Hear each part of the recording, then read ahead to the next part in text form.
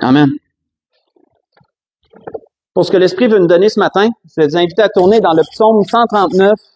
On va lire le verset 23 et le verset 24. Dans le fond, qui est la conclusion de ce psaume. Le psaume 139, verset 23 et verset 24.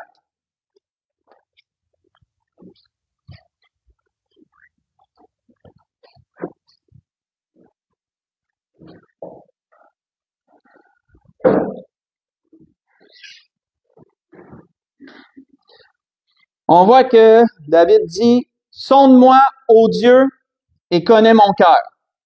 Éprouve-moi et connais mes pensées. Regarde si je suis sur une mauvaise voie et conduis-moi sur la voie de l'éternité. » On va arrêter ici. Quand on lit au complet le psaume 139, et je vous invite bien sûr à le faire durant la semaine parce que c'est un très beau psaume que David a composé, on voit dans ce psaume que David loue la suprématie de Dieu sur toute chose. Il loue la grandeur de Dieu dans toute sa personne. À travers ce psaume, David explique que Dieu, il sait tout. Vous le voyez dans les débuts. Dieu sait tout. David explique que Dieu voit tout. David explique que Dieu entend tout. Et David, même un peu plus loin, pas besoin d'y tourner, pas besoin de lire, mais à partir du verset 14, David dit même que Dieu le connaissait avant même que lui vienne au monde. Que Dieu le connaissait déjà.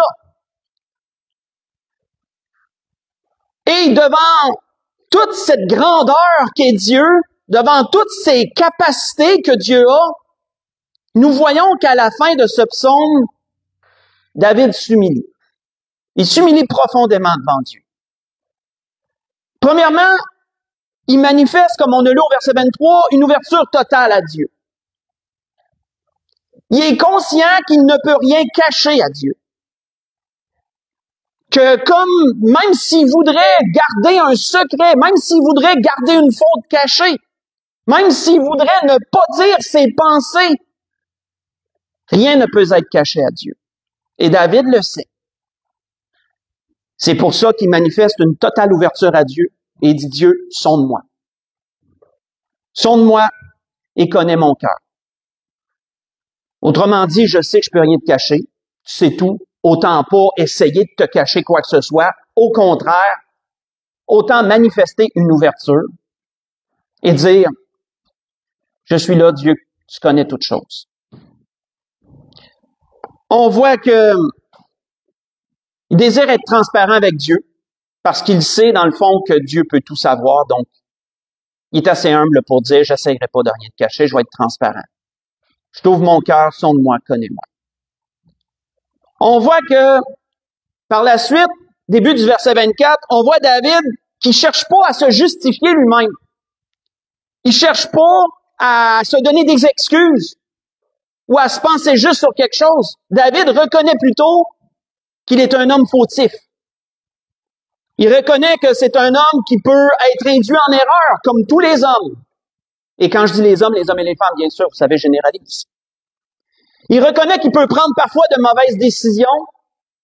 Il reconnaît qu'il peut être sur une mauvaise voie. Il reconnaît qu'il peut faire des mauvais choix. Et c'est pour ça qu'il dit, regarde si je suis sur une mauvaise voie. David est conscient qu'il peut se tromper dans sa vie. Et dernièrement, toujours en considérant la grandeur de Dieu et toutes ses capacités, la fin du verset 24 nous montre que David désire marcher selon Dieu. Il désire faire la volonté de Dieu. Il désire que chacun de ses choix qu'il va faire soit pour Dieu et que chacun de ses choix le rapproche un peu plus de l'éternité. Si David dit « Conduis-moi sur la voie de l'éternité », c'est sur cela, frère et sœur. David veut, et il le disait ailleurs dans un autre psaume, veut être dans les parvis de la maison de l'Éternel. C'est ce qu'il disait. Il dit, moi, ce que je désire une chose. Être dans les parvis de la maison de mon Dieu. Contempler la face de mon Dieu. Je désire rien d'autre. Mais pour se rendre là, il y a une voie qui va le conduire vers l'éternité. David était conscient. Il désirait que chacun de ses choix puisse être un pas de plus en avant pour se rendre là, en bout de ligne. Quand on résume ce qu'on a lu et toutes ces pensées que je viens de vous exprimer, verset par verset, on voit que David était conscient que la vie est parsemée de choix et tout est une question de choix, à un moment ou à un autre. David savait que malgré sa sagesse, il savait que malgré son expérience, son vécu, il ne pouvait pas se fier uniquement à son jugement, David. Il le savait. Il savait qu'il était faillible. C'est pour ça qu'il a demandé à Dieu de l'examiner. Mais non seulement, frère et sœur, il a demandé à Dieu de l'examiner, mais il a demandé à Dieu de lui montrer quelle est sa volonté. Pour qu'en bout de ligne, chacun de ses choix le rapproche un peu plus de l'éternité. On voit que c'était le cœur de David quand on lit ses œuvres en général. On voit que c'était le cœur de David de penser comme ça. C'est pour ça que dans bien d'autres psaumes, on retrouve souvent le terme « conduis-moi » que David dit. Comme il a dit à la fin, « conduis-moi sur la voie de l'éternité », mais combien David a dit ça souvent, « conduis-moi ». On voit que dans un autre psaume, pas besoin de se tourner, psaume 5, verset 9, David dit « conduis-moi dans ta justice ». Dans un autre psaume, psaume 27, verset 11, David dit « conduis-moi dans la droiture ». Dans un autre psaume encore, psaume 119, verset 35, David dit « conduis-moi dans tes commandements ».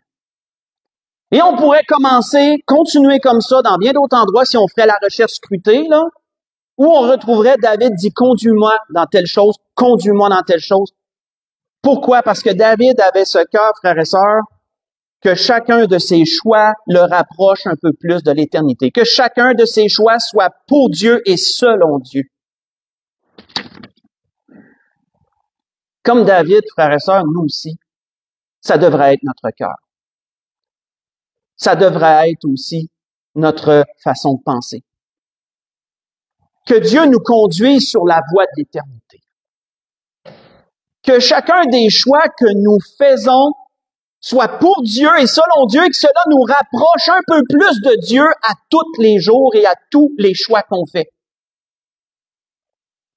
Moi, quand je m'imaginais ce que l'Esprit nous dit ce matin, je voyais un peu comme un enfant qui fait un dessin, mais il y a juste des points. Vous savez, là, il y a juste des points, puis on ne sait pas trop ce que ça va faire, mais si tu relis les points ensemble, ça fait une image. Ben, moi, je m'imaginais chacun de ces points-là comme un choix, pour se rapprocher un peu plus de l'image totale en bout de ligne. Ça, c'est ma façon à moi de m'imaginer les choses. Faire les choix pour se rapprocher de l'éternité, un peu plus. Et l'Esprit veut nous guider dans cela, frères et sœurs, ce matin, parce qu'à travers la parole, il y a des hommes et des femmes, comme tout depuis la création, qui ont eu des choix à faire. Et combien ont eu à faire des choix difficiles, et combien ont choisi Dieu parce qu'ils avaient toujours en vue la voie de l'éternité. Ils avaient toujours en vue la vie éternelle, ils avaient toujours en vue de se rapprocher de Dieu et d'hériter de ce que Dieu a réservé pour les siens. Et il y a un auteur, entre autres, qui a été, je dirais, dans un chapitre qu'il a composé, très prolifique en ce sens-là.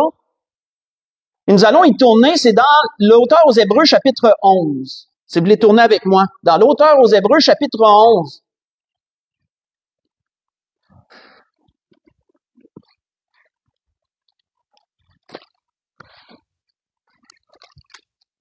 Dans le livre aux Hébreux, le chapitre 11, qui est un chapitre consacré à des gens qui ont eu la foi, mais quand on lit certaines descriptions, on voit qu'ils ont eu à faire face à des choix. Et qu'est-ce qu'ils avaient en vue en rapport avec ces choix-là? Si on lit premièrement Hébreux 11, de 8 à 10, il nous a dit que c'est par la foi qu'Abraham, lors de sa vocation, obéit et partit pour un lieu qu'il devait recevoir en héritage et qu'il partit sans savoir où il allait. C'est par la foi qu'il vint s'établir dans la terre promise, comme dans une terre étrangère, habitant sous des tentes, ainsi qu'Isaac et Jacob, les co-héritiers de la même promesse. Si on fait une pause ici. Quand on lit l'histoire d'Abraham à partir de la Genèse, chapitre 12, et qu'on voit comment Dieu l'a appelé, il y a eu un choix à faire, Abraham, en rapport avec ça. Parce que Dieu lui a dit, quitte ton pays, quitte ta patrie, quitte ta maison et va dans le lieu que je vais t'indiquer. Abraham avait un choix à faire, frères et sœurs, quand on y pense. Parce que quoi que Dieu lui a fait des promesses, et il s'est apparu à lui, il lui a fait des promesses, Abraham semblait vivre une vie confortable. Abraham était déjà en moyen dans ce temps-là. Abraham servait ses dieux. C'est ce qui nous est indiqué dans Josué 24, verset 2, que lui et ses pères servaient d'autres dieux avant que l'Éternel lui apparaisse. Abraham était dans sa famille, il était dans sa patrie. Il avait son lopin de terre, faisait ses affaires, on peut s'imaginer. Mais là, Dieu le met face à un choix, Dieu lui parle et Dieu le met face à un choix et Dieu lui dit pas, tu vas être beaucoup plus confortable encore qu'avant. Non. Dieu est pas je dirais que Dieu est un mauvais vendeur, frères et sœurs, quand on regarde les choses. Dieu est pas un bon vendeur. Parce que Dieu va pas te bourrer, comme on dit en bon québécois, avec ça va être beau, ça va être encore mieux, tu vas voir. Non. Dieu va te dire exactement les faits. Dieu a dit, quitte ton pays, quitte ta patrie. Autrement dit, maintenant, si tu choisis de me servir, c'est moi que tu vas servir, puis tes anciens dieux. Tu resteras plus parmi ta famille, tu resteras plus parmi ta patrie. Tu vas t'en aller chez des étrangers que tu connais même pas, un peuple qui est même pas le tien, puis que tu connais même pas. Il dit, en plus de ça, je vais te faire parcourir le pays, je te laisserai même pas t'établir permanent quelque part. Tu vas parcourir le pays, tu vas mener une vie de nomade.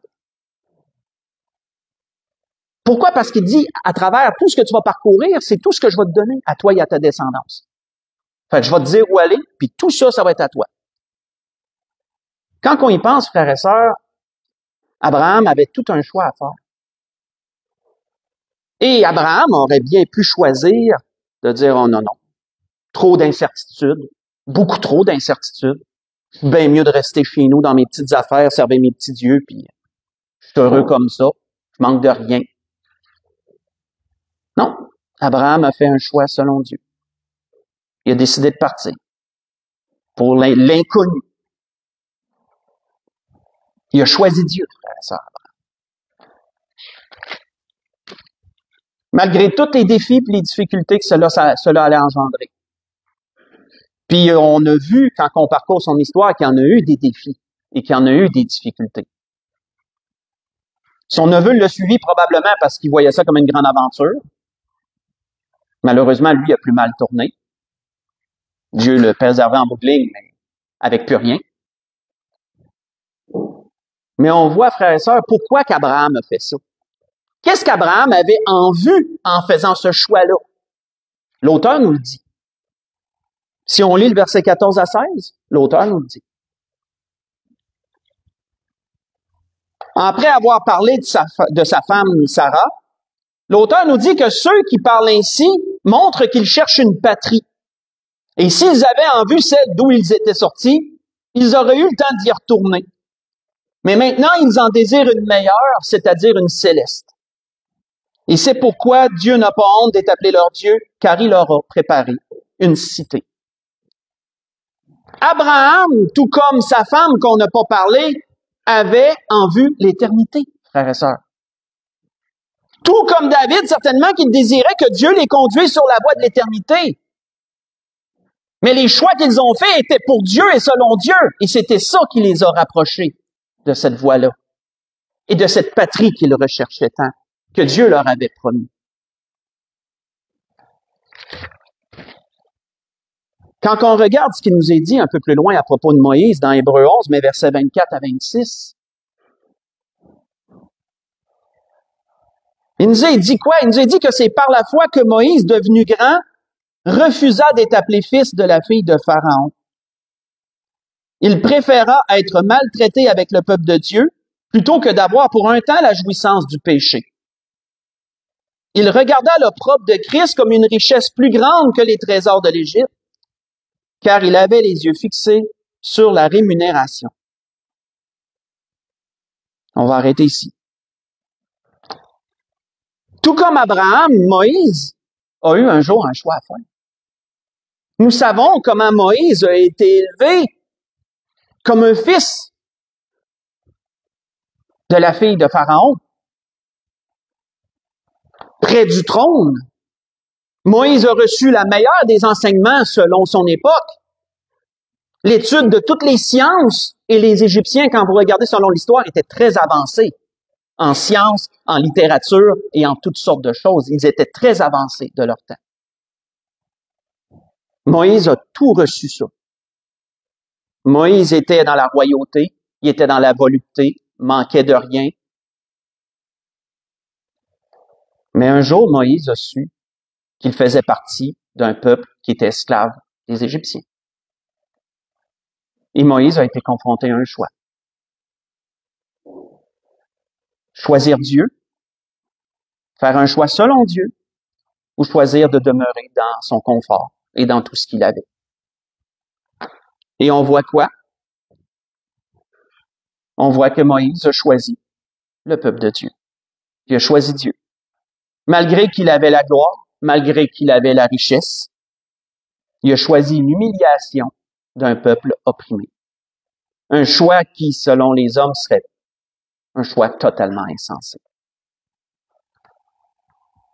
Moïse a décidé de choisir Dieu sans savoir tout ce que cela allait impliquer.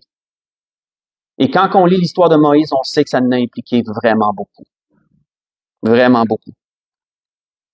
Des défis et des responsabilités qui allaient dépasser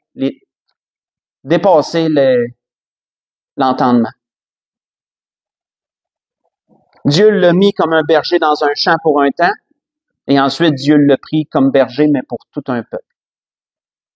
Et Moïse, à travers tout ce qu'il a eu à endurer pour le peuple de Dieu, s'il aurait su ça au départ avant d'entreprendre, il l'aurait-tu fait quand même?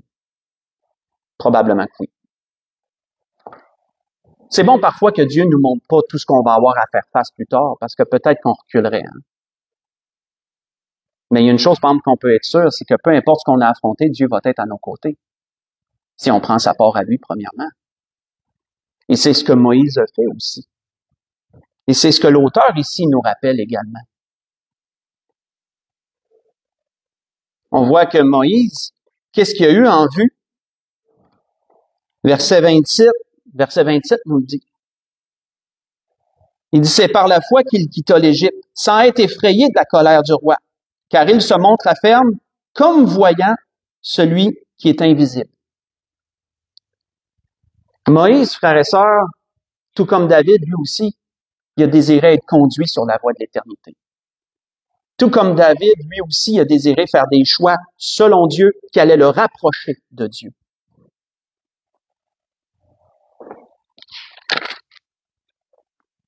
Quand on regarde une dernière personne dont il nous est peu parlé, mais quand même, au verset 31 du même chapitre,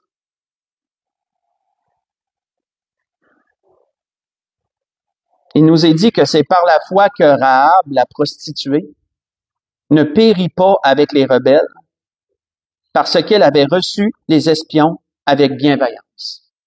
On va arrêter ici. Cette femme, parce qu'il n'y a pas eu seulement des hommes qui ont fait des choix pour Dieu à cause de ce qu'ils avaient en vue, il y a eu des femmes aussi. Et Rahab, cette femme, a eu également un choix à faire un jour.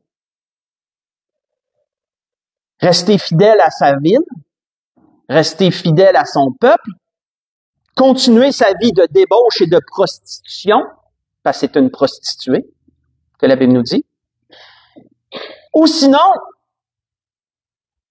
trahir sa ville, trahir son peuple, en hébergeant des espions qui étaient venus cogner à sa porte, des espions qu'elle savait servir un Dieu qui avait mis à terre l'Égypte, si je peux le dire comme ça, un Dieu qui avait ouvert la mer Rouge devant son peuple. Elle choisissait ça, ou elle choisissait de continuer sa vie comme elle la faisait avant. Parce que si elle avait trahi les espions puis qu'elle les avait dénoncés à la garde, probablement que les choses se seraient passées quand même comme elles se sont passées, mais quand même, elle aurait fait un choix. Non. Elle a fait un choix, frères et sœurs, elle a fait le choix de sauver sa famille, de sauver sa maison. Elle a fait le choix d'adopter un Dieu qu'elle ne connaissait pas et d'incorporer un peuple qu'elle ne connaissait pas non plus.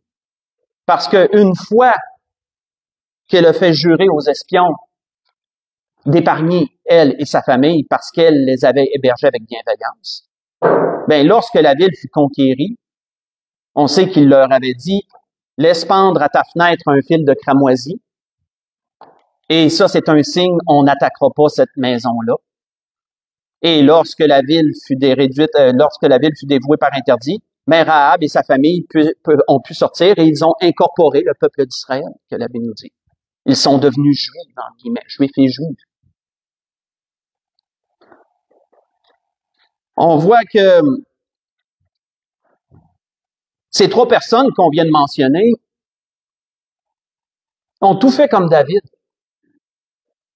Ils ont tous désiré la même chose que lui. Ils ont désiré, frères et sœurs, être conduits sur la voie de l'éternité. Mais tous étaient conscients que ça se faisait par les choix qu'on fait. Parce que chaque choix nous rapproche un peu plus de Dieu. Ou nous en éloigne, dépendant des choix qu'on fait. Bien sûr. Et on aurait pu, bien sûr, voir d'autres personnes encore, parce qu'il y en aurait eu beaucoup d'autres à voir encore. On voit même que l'auteur a manqué je ne sais pas s'il a manqué de temps, mais même l'auteur nous dit, que dirais-je encore, verset 32, je le lirai pas, mais il dit, que dirais-je encore, je pourrais parler d'un tel, je pourrais parler d'un tel, je pourrais parler d'un tel, de tout ce qu'ils ont fait. Même l'auteur aurait pu en rajouter beaucoup. Comme ce matin, on aurait pu en rajouter encore beaucoup. Mais vous voyez ce que l'Esprit veut nous dire dans ces choses. Nous devrions, frères et sœurs, avoir ce cœur. Nous devrions, tout comme David, être conscients que Dieu voit tout, Dieu connaît tout, Dieu sait tout. Comme David, nous devrions désirer que notre cœur soit sondé. Que Dieu lise dans nous, parce qu'il le peut et il en est entièrement capable. Nous devrions désirer que Dieu nous montre si nous sommes sur une mauvaise voie. Pas d'être borné et demeurer dans notre mauvaise voie parce qu'on pense que c'est la bonne voie, mais que Dieu nous montre sur quelle voie on est. Et nous devrions par-dessus tout désirer que Dieu nous conduise sur la voie de l'éternité. Que nos choix soient selon Dieu pour se rapprocher de Dieu parce que c'est le but de cette vie.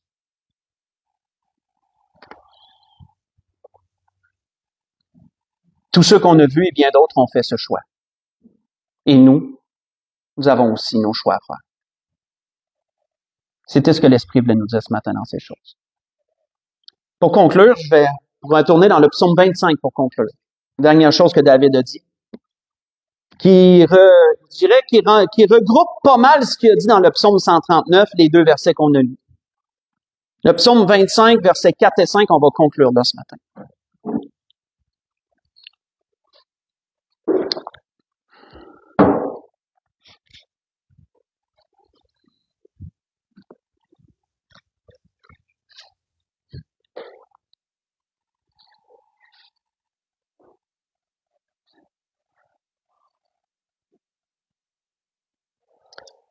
On voit que David disait encore, « Éternel, fais-moi connaître tes voies. Enseigne-moi tes sentiers. Conduis-moi dans ta vérité et instruis-moi. Car tu es le Dieu de mon salut, tu es toujours mon espérance. On va arrêter ici. On voit ici que David exprime des choses très similaires à ce qu'il a exprimé dans le psaume 139. Et frères et sœurs, ça a toujours le même but. Ça a toujours le même but. Si David veut que Dieu lui fasse connaître ses voies, si David veut qu'il l'enseigne selon ses sentiers, puis si David veut que Dieu le conduise dans la vérité, mais ça revient toujours au choix qu'on fait, en bout de ligne. Tout ça revient toujours au choix qu'on fait. Faire des choix selon Dieu qui vont nous faire avancer sur la voie de l'éternité. Parce que Dieu, frère et sœurs, désire le mieux pour chacun de nous. Et Dieu est prêt à tout nous dévoiler. Il est prêt à tout nous montrer. Mais il faut prendre le temps de lui demander. Il faut prendre le temps de venir à lui. Il faut prendre le temps de sonder la parole. Et ça, malheureusement, on le fait pas assez souvent. C'était ce que l'Esprit voulait nous dire ce matin dans toutes ces choses. On peut se lever pour un dernier cantique. Après la prière, notre diacre va avoir à parler à l'Église.